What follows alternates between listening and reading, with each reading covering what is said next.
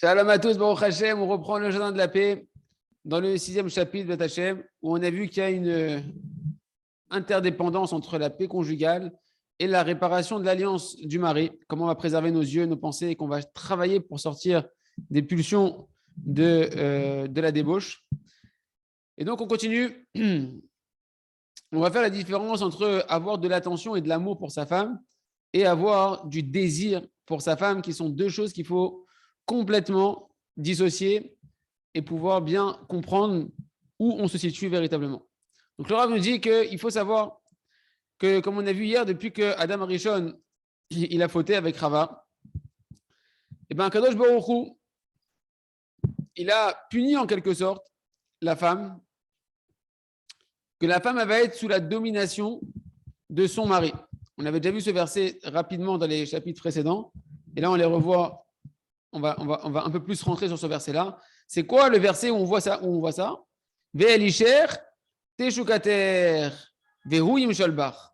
Et tout ton désir à toi, la femme, va être tourné vers ton mari, et lui, il va te dominer. Ça, c'est dans Bereshit Gimel, chapitre 3, verset numéro 16, pour celui qui veut aller voir. C'est quoi le sens de cette punition que donne, ce tikkun que donne Akadosh Baruch Hu à la femme après avoir fauté?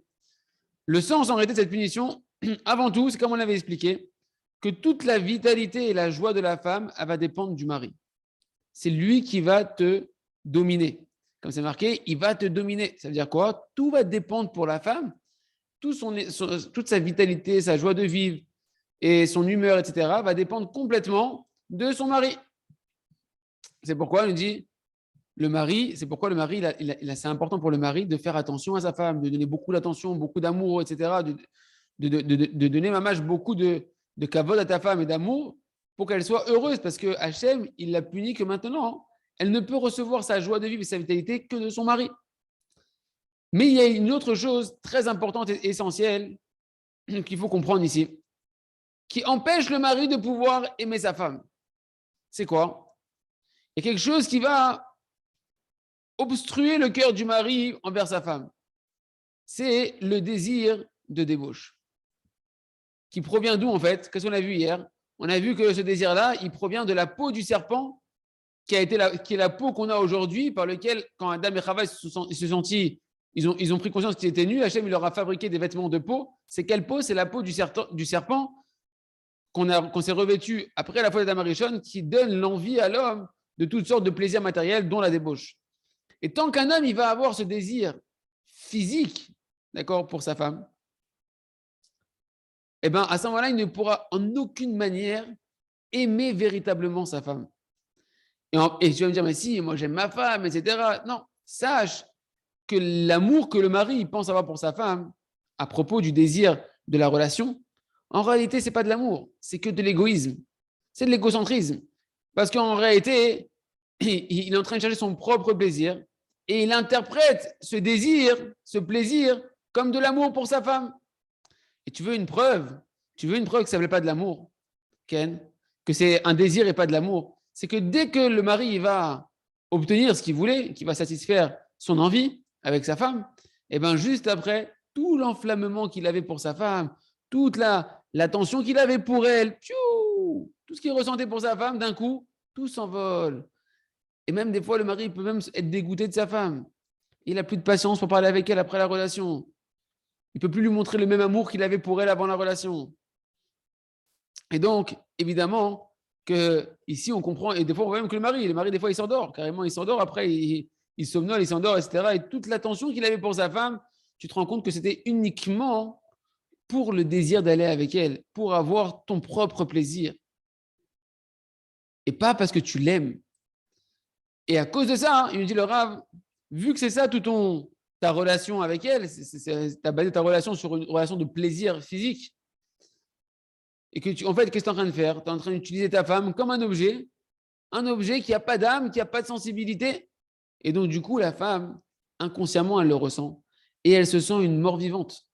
Parce que sa vitalité, encore une fois, d'où elle reçoit la femme la vitalité? Du mari. C'est lui qui la domine dans sa vitalité. Qu'elle doit recevoir l'attention de son mari, l'amour de son mari. Mais si tu ne lui donnes pas, parce que toi, tu es rempli de désirs physiques pour elle et ce n'est pas de l'amour, alors elle sent qu'au final, tu ne lui donnes pas. Et elle se sent dévitalisée. C'est pour ça que dès que le mari, il a en réalité une volonté d'être avec sa femme, un désir d'être avec sa femme, qu'il sache au moins que tu saches que tu n'es pas dans une situation ici où tu veux donner. Tu es dans une situation où tu veux prendre, où tu veux recevoir du plaisir, parce que c'est toi qui désires la relation. Et donc, tu ne deviens pas à ce moment-là, si toi tu veux recevoir, tu ne deviens pas à ce moment-là la source de la vitalité de ta femme. Tu n'es pas en train de donner de la vitalité à ta femme.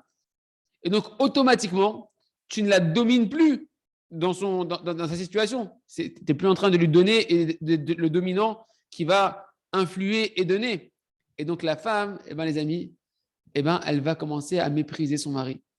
Et ça, on va apprendre ça du rabbi de Kosk. Le Kosk et Rabbi, il dit dans le Pasouk, ton désir à toi, la femme, il va être tourné maintenant vers ton mari et il te dominera. Il te dit, c'est quand que le mari, il domine sa femme?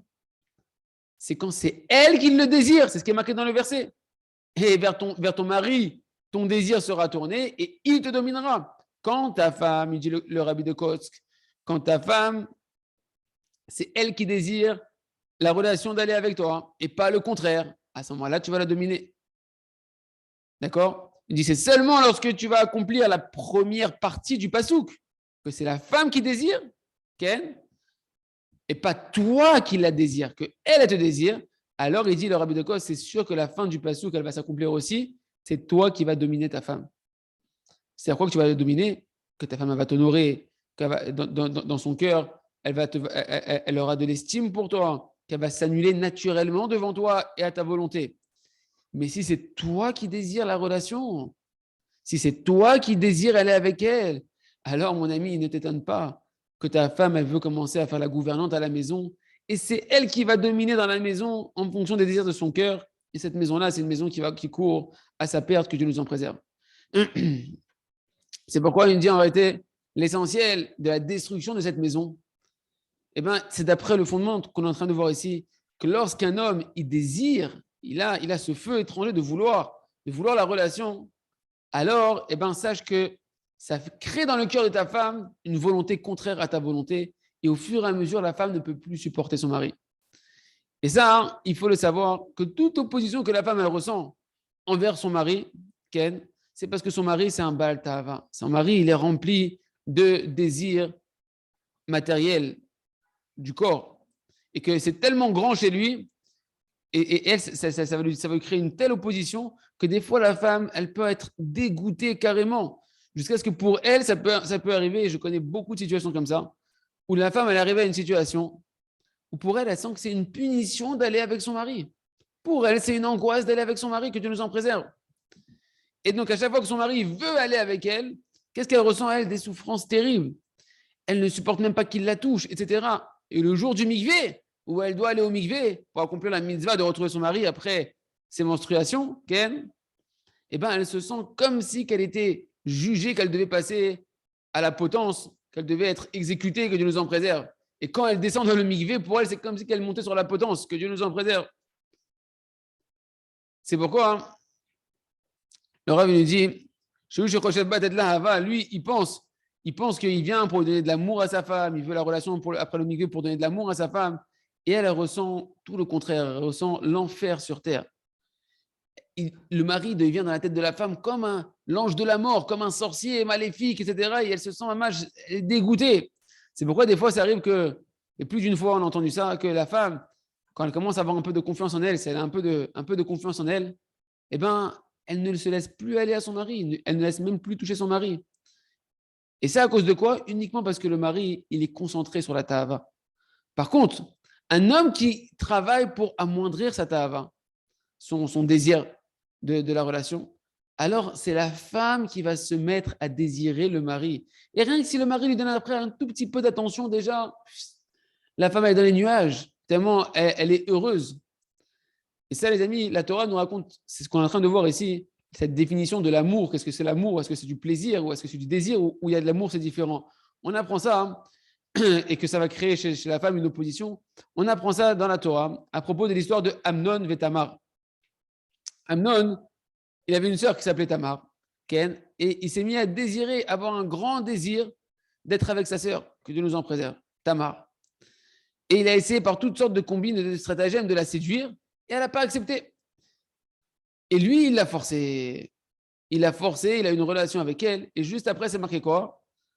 Vaïsna et à Amnon. Amnon qui désirait tellement aller avec sa sœur Tamar, après, il l'a haï d'une haine profonde, encore plus de l'amour qu'il avait pour elle au préalable.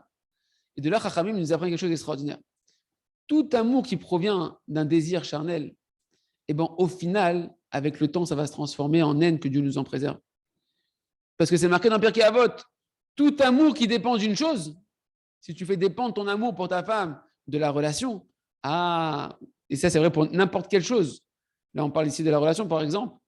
Quand cette chose s'annule, alors l'amour s'annule. Par contre, si l'amour ne dépend de rien, si tu aimes parce que c'est ta neshama, parce que c'est une partie de toi-même, alors c'est un amour qui est éternel. C'est le seul amour qui est éternel, parce qu'il n'y a rien qu'on peut annuler qui va amoindrir ton amour, vu que ton amour ne dépend de rien. Chachamim disent dans la Maseret Avot, dans la Mishnah, c'est quoi un amour qui dépend de quelque chose? C'est l'amour, par exemple, de Amnon et Tamar. Que Amnon, il a aimé sa sœur par le désir de s'unir avec elle, pour le plaisir, le plaisir de la relation. Et quand ça s'est annulé, il s'est mis à haïr sa sœur. Par contre, c'est quoi un amour qui dépend de rien? C'est l'amour de David et Jonathan. Que eux, c'était un amour d'amitié, un amour profond d'amitié qui les unissait, et ça, il n'y a rien qui peut le détruire. Et le Meiri, il commente et il dit, Amnon, il aimait Tamar. Pourquoi? C'est quoi qu'il aimait Tamar? C'est pas qu'il aimait Tamar. Il voulait profiter de la relation avec elle. Et quand son plaisir et son désir, il s'est estompé, tout son désir, tout son désir, il s'est envolé, son amour, il s'est envolé. Et à la place de ça, ça s'est réveillé en lui de la haine. De là, on apprend quelque chose de très, très important à comprendre. Lorsqu'un homme, il a des pulsions pour sa femme, eh bien, qu'il sache qu'au final, il peut arriver à haïr sa femme. C'est pourquoi une telle maison où le mari il est rempli de désirs de débauche, c'est une maison qui est vouée à la destruction, que Dieu nous en préserve. Parce que Béhémet, vu que le mari il aime sa femme d'une chose de quoi il a fait dépendre l'amour de sa femme, c'est-à-dire qu'il aime pour le plaisir de la relation avec elle. Alors, dès que maintenant, elle ne se soumet plus à lui, qu'elle n'est plus d'accord avec lui pour différentes raisons, et en particulier si elle est dégoûtée de lui, parce qu'il est un Baal Tahava et qu'il est complètement obsédé par ça, alors, quand ça va s'annuler, qu'elle ne va plus accepter d'aller avec lui, qu'elle va commencer à lui mettre des oppositions, eh bien, son amour pour elle, il va s'amoindrir, il va disparaître. Et il peut même en arriver à la haïr. Et le mari se met à avoir plein d'accusations sur sa femme. Mais pourquoi elle me fait souffrir? Pourquoi j'ai une femme? Si elle n'est pas prête à être avec moi, d'avoir une relation avec moi, quoi, c'est ça que j'ai une femme? Et l'homme, il peut en devenir fou, que Dieu nous en préserve. Et lui, qu'est-ce qu'il pense? Il pense que c'est une fauteuse, sa femme. Regarde, elle me fait fauter. Elle ne vient pas avec moi. Pourquoi elle n'accomplit pas au moins ce qui est marqué dans les phrases, dans les paroles de nos sages, qu'une femme, au moins, elle sauve son mari de la faute par le fait qu'il a une relation avec elle, il n'en viendra pas à fauter ailleurs. Et le Rav, il nous dit, il y a encore une autre raison à la destruction de cette maison. Parce qu'en réalité, tant que le mari, il est axé sur cette relation, alors c'est sûr qu'au final, eh ben, il est en train de tromper sa femme. Pourquoi? Parce que même si au final, tant qu'un homme, il a cette tava qui brûle en lui, ce désir qui brûle à l'intérieur de lui, c'est sûr qu'il trompe sa femme. Pourquoi? Parce que même si concrètement dans les actes, il va avec aucune autre femme, c'est sûr qu'au final, cet homme-là, vu qu'il a fait de la tava quelque chose de principal dans son cœur, eh ben, il va tromper sa femme avec ses yeux, avec son cœur. Il voit d'autres femmes qui désirent à l'intérieur d'elle, il voit leur beauté, il les trouve belles, etc. Et il pense à d'autres femmes. Parce que l'essentiel de la débauche, c'est quoi, les amis? L'essentiel de l'adultère, quand on parle de la Torah, c'est quoi, une Rabbi Nachman de Breslev? C'est dans les yeux que ça commence. Comme c'est marqué dans Sefer Hamidot de Rabbi Nachman de Breslev, la débauche, Ken, Tavat Niouf, la débauche, tu peux l'écarter de toi seulement si tu éloignes tout ce sujet-là de tes yeux et de tes pensées. Et vu que une personne, il ne travaille pas sur ça. Donc forcément, dès qu'il a de la tava, dès qu'il a un désir qui se travaille à l'intérieur de lui, à ce moment-là, déjà, il n'aime plus sa femme. Parce que le Yitzhara, il va constamment être en train de te montrer d'autres femmes, des femmes étrangères qui sont belles, qu'on peut désirer, qu'on pourrait désirer, etc. Comme c'est marqué, Maïm Gnuvim Yimtaku.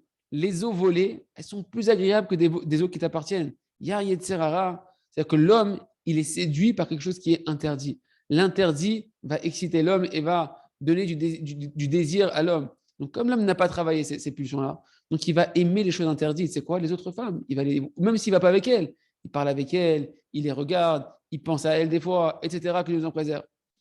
Et donc, un homme qui regarde d'autres femmes, il ne pourra jamais aimer véritablement sa femme. Et sa femme, elle sera constamment en colère contre lui, même qu'elle est consciente ou pas consciente, comme c'est marqué. L'état Ava, Yevakesh Nifrad. Il y a un passouk terrible que Shlomo Amelech a dit dans le chapitre 38 de Michelet. Le désir, il amène la séparation. Le désir, le plaisir physique, le plaisir matériel amène à la séparation. L'état Ava, Yevakesh Nifrad. Si tu taxes sur le désir physique, sache que ça ne rapproche pas, ça sépare. Contrairement à toute la pensée occidentale qu'on veut nous vendre, que Dieu nous en préserve. Et dans le Sefer du Ben Ishraï, Drashot, les Drashot du Ben Ishraï, c'est marqué là-bas. Il ramène une histoire d'un homme qui est venu devant un rave et le rave lui a demandé, dis-moi, combien de femmes tu as, toi? Et il lui a dit, moi, j'ai qu'une seule femme, rave. Et le rave lui a dit, tu es un menteur. Tu es en train de mentir.